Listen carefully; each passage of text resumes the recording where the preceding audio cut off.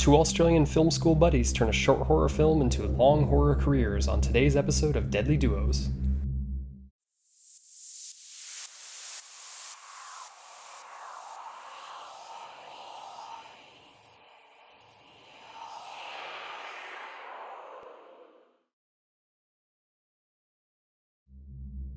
When you think of James Wan today, you probably think of him as the overlord to everything in the frightening Conjuring, Insidious, and Annabelle cinematic spookyverse. In addition, when you think of Leigh Whannell, you're probably going to go straight to his 2020 smash success re-envisioning of The Invisible Man. In truth, they are both of these things, but also the architects of two of the most successful horror franchises of the 21st century. No, not you, Final Destination. Go find another video. Get! But before that discussion, we need to go back a bit. James Wan was born in February of 1977 in Malaysia before moving to Perth, Australia in 1984. Leigh Whannell was born in January of 77 in Melbourne, Australia. Both future filmmakers ended up going to the film school of RMIT, where they struck up a friendship that would become a powerhouse of collaboration. The first of these would manifest itself in an independent film by the name of Stygian in the year 2000. With Wan writing and directing and Whannell cast in an acting role, this very low-budget and little-seen film is the story of a couple trapped in an alternate world. The idea of alternate planes to ours would feature heavily in their future work together. The duo would next set their sights on a horror movie with minimal locations and a small cast. This idea was inspired by the friends having seen the independent blockbuster The Blair Witch Project. First, they would make a short film to show their concept. In 2003, their short film Saw was released. It stars Whannell as a hospital orderly recounting his survival of a sadistic torture game perpetrated by a stranger that spoke through a disturbing puppet. While Australian studios would pass on the project, it would find its legs in Hollywood, where the future team behind Twisted Pictures would sign it up. This short film would bloom into an expanded feature and would cast Whannell along with Princess Bride star Carrie Elways and Tobin Bell in leading roles. While considered to be a huge influence for and even starting the torture porn genre of horror along with Hostel, this was not the intentions of the creators, with Whannell stating that the horror torture sequences were designed based on nightmares that he and Wan would have when they were younger. You can tell in the film with a rewatch, as these scenes are often sped up and have an ethereal feel to them. Viewers of this channel don't need the plot of this film told to them, but just in case, I won't go over the twist ending here. The final budget would end up being just over $1 million, and the film absolutely smashed it, bringing in a total of over $100 million. Just like their inspiration, The Blair Witch Project, the two Aussie creators would show just how profitable a smaller horror film could be with the right creative team behind it. What they weren't prepared for, however, was for their film to turn into a juggernaut yearly series. Even with mixed reviews on the first installment, from 2004 to 2010, the duo would executive produce and work on the stories for an additional 6 films. Though Wan would only direct the first, Whannell would act in and help write several more in addition to being a producer. After a few years of Saw sequels, the next big collaboration for the pair would be in 2007, with not one but 2 major releases. The first of these was another horror film with a sinister puppet at the center of a mystery. Dead Silence is written by Whannell and directed by Wan.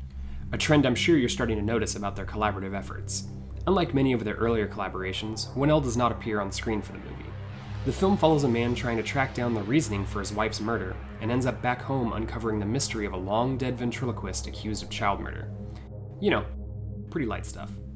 With a massive budget of $20 million, especially compared to Saw's $1 million, the film made back just over that with $22 million, and has generally very poor reviews. If you haven't seen it recently, or even at all, I recommend giving it a watch. Who knows, maybe we can even get Lance to do a Black Sheep episode on it. Moving away from the supernatural, and horror in general, the other 2007 release from them was Death Sentence. Directed by James Wan, but no screenplay or story contributions from Whannell this time, only a small acting role. It stars Kevin Bacon as a man seeking revenge on the gang that murdered his son. While not wholly original, as it has a lot of the same plot as Charles Bronson's Death Wish, in fact the movie is based on the sequel novel to that very film. It is dark, gritty, very nihilistic, and ultimately a fun ride and an exploitation callback. The film underperformed critically and commercially at the box office, but those that did give it praise gave much of it to Wan's vision. Other than a short film in 2008 called Doggy Heaven, the pair was quiet until 2010 brought them and audiences back into horror with Insidious.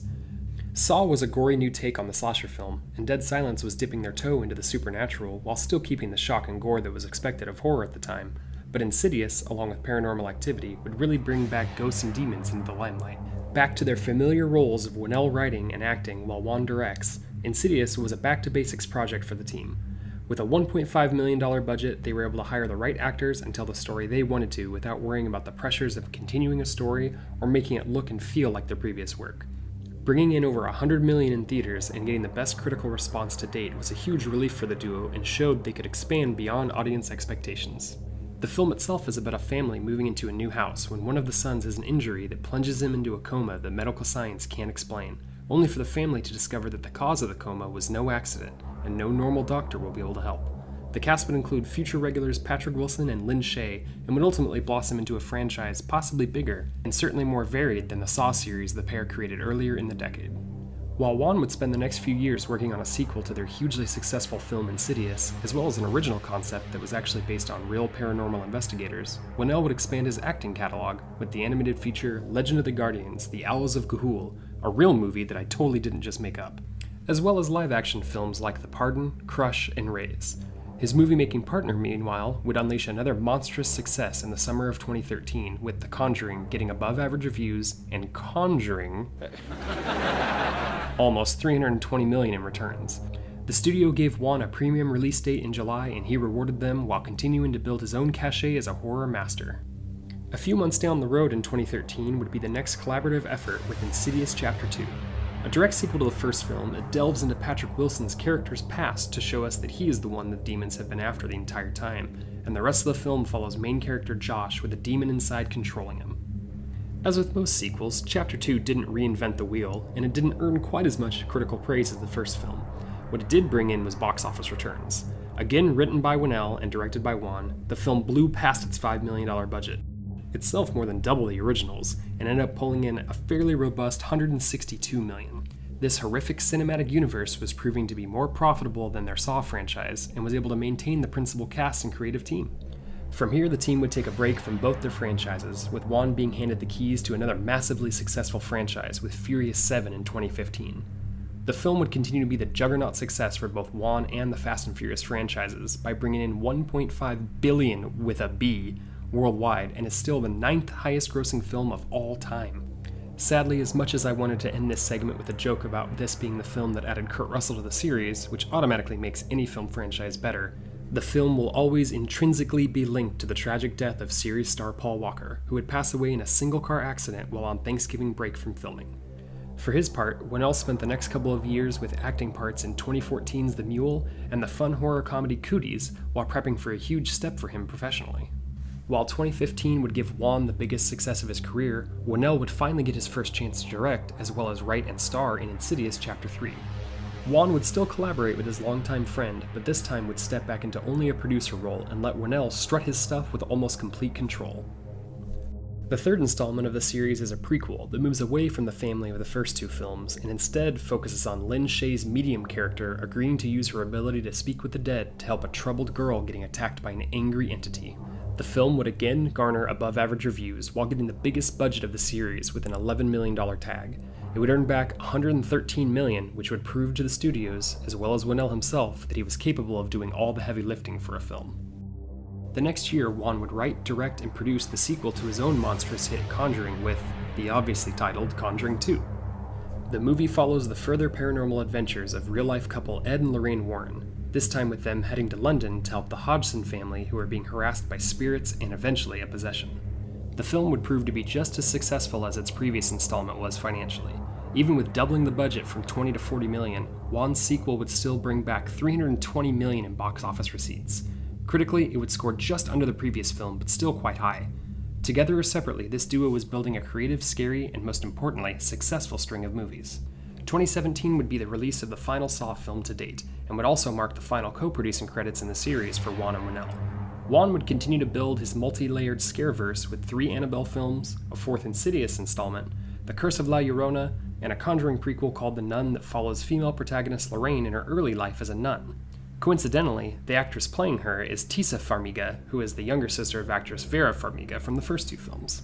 While Wan built out his spookyverse, Whannell would be able to go a different route because of his success as a first-time director of Insidious Chapter 3. Giving us a wholly original story of medical technology and AI gone wrong, Upgrade was released in 2018, written and directed by Whannell, and starring not quite Tom Hardy, Logan Marshall Green. Side note, if you haven't seen the movie The Invitation from 2017, it is a must, as a man who is handicapped from a gunshot wound to the neck while his wife is murdered. when he gets access to an implant called STEM that not only gives him the ability to walk again, but gives an aggressive AI the ability to use his body as a weapon, he decides to seek answers and revenge. The film would get strong reviews from critics and become kind of a hidden gem for the year to most genre fans, while also making back the now standard bag full of money with a $sign painted on it at the box office. 2018 would also bring us, to date, the final collaboration from Wan and Whannell. James Wan had proven himself in horror, both tiny and large, as well as mega action franchises with his success, to put it lightly, helming of Furious 7, but he would now step into a whole new cinematic universe with Aquaman. DC had really been trying to compete with Marvel on the big screen, with not a lot to show for it, and while Aquaman scored a cool $1 billion at the box office, it didn't immediately save the expanded DC universe. Sadly, the collaboration here is just as small as it was with Death Sentence, giving Whannell only a small acting part and no writing credit. While the cast is fun, and it was nice to see Wan have his biggest budget to date, it just doesn't feel like his horror output, and it would have been fun to see Whannell give it a go as a writer. While Aquaman is James Wan's final film to date, Whannell would give us hope in 2020 for a completely new kind of expanded universe by re-envisioning Universal's classic The Invisible Man. After the objective failures of 2010's The Wolfman and 2017's The Mummy seemingly ending hope for the fabled Dark Universe, this would seem like a last gasp. However, with a fun modern take and an absolute powerhouse performance from lead Elizabeth Moss, Whannell showed again that budget doesn't matter if you have the right script, directing, and cast. The film was made for only $7 million, and not only did it bring back $123 million, but solidified Whannell's place as a modern horror master. While there's nothing currently on the docket for these two, there's no reason to believe they won't be at it again in the future. I'd love to see James pull his good writing buddy into a future DC film, and I certainly can't think of a better team to lead an actually successful reboot of the Universal Monster series. Well, that's it for this episode, but keep an eye out for the next installment of JoBlo's Deadly Duos.